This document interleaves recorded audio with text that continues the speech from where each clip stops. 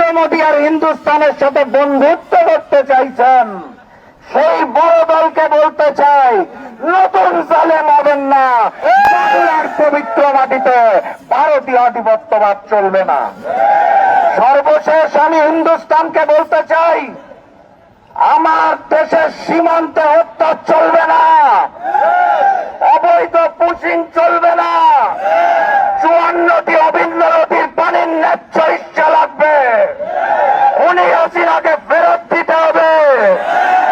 হাদির উপর আক্রমণ করা সন্ত্রাসীদের আপনারা রক্ষা করছেন, তাদেরকে ফেরত দিতে হবে।